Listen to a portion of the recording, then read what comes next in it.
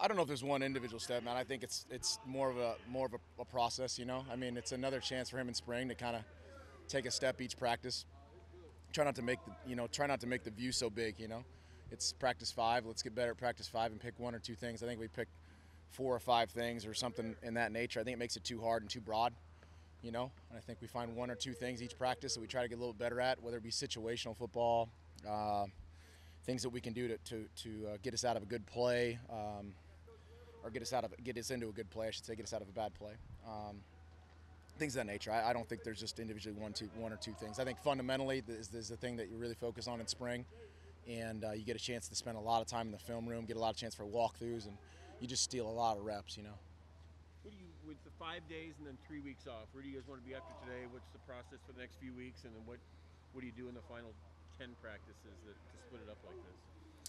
You know, it's kind of like an OTAs. It's kind of like 2 weeks on, 2 weeks off. It's you get a chance to go through and kind of get the meat and potatoes in these first 5 days, you know, and really get a chance for us, the guys, to understand we as a staff kind of what we're emphasizing. And they've done an awesome job in the first 5 days. Come back, and again, you're going to spend some time kind of rehashing some things you've done in the first 5, and kind of add to that. But we don't do too much. We just try to get a little bit better each time, you know. Would you be your first year with the play caller here? Did you spend the off season? I mean, are you going over the stuff you guys have done? Or you can bring in your own style into it. What's kind of your vision of what this offense looks like compared to last year? We as a staff are excited about the opportunity to keep a lot of continuity.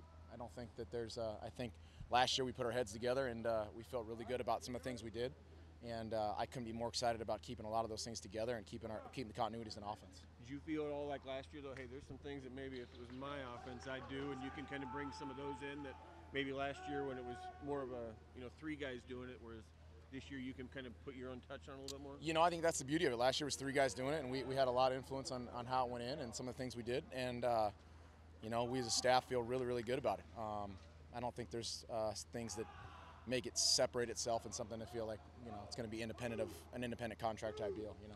What will you and Mario do kind of in conjunction with each other in terms of running the offense? How will that work out? Well, that was the beauty of us last year, was we were together the whole time. We're together again, and we get a chance to really, you know, continue to grow together and talk football together and learn about it. And I think that's one of the reasons we both are so excited about being back together again.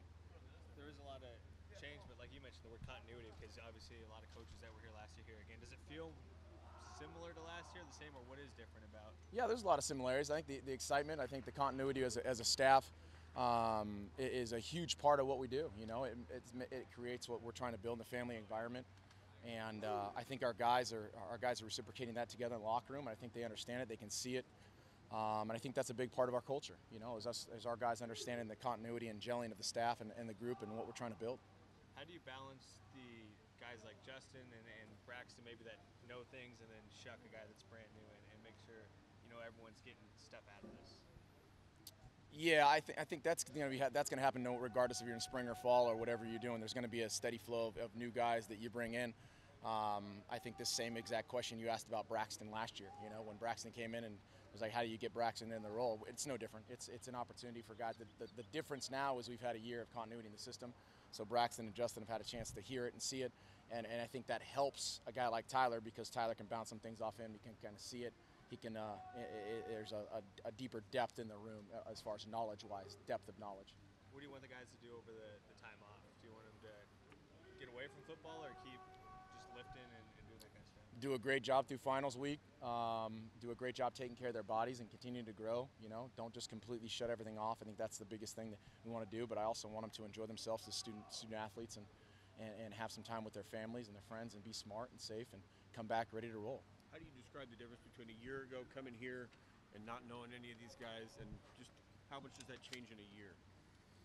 I think that the message there is the same as anything else. I mean, when you get a chance to be with a group, whether it be the staff or the offense or the defensive staff or the players, I think just the opportunity to stay together like a family and learn more about each other just really has a chance to increase your growth as a unit. But with your job, I mean, you look back and say, man, how did I, a year ago, I didn't know this guy, didn't know this guy. You feel like all of a sudden, man, I come into this year knowing what to expect a little bit more. I mean, yeah, I think the biggest thing that you get when you have a group that you've had a chance to be with for a longer time is you develop a trust.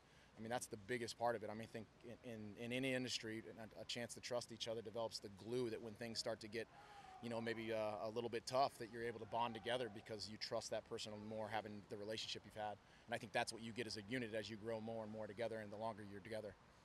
What was your Vegas Bowl review when you look back on that?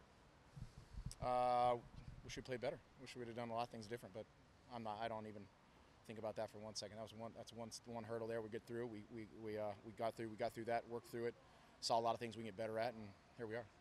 How many changes do you expect to see? And maybe some formation changes. A lot of teams go behind center. Oregon hasn't ever done that. And I mean, just things like that, or can we expect some different things? No, I think you see a lot of the same. I think you see a lot of commonalities. I think we did a nice job with a lot of things we did. But we're excited about the continuity and what we're able to bring. I think that's what the players are excited about too. Thanks, guys.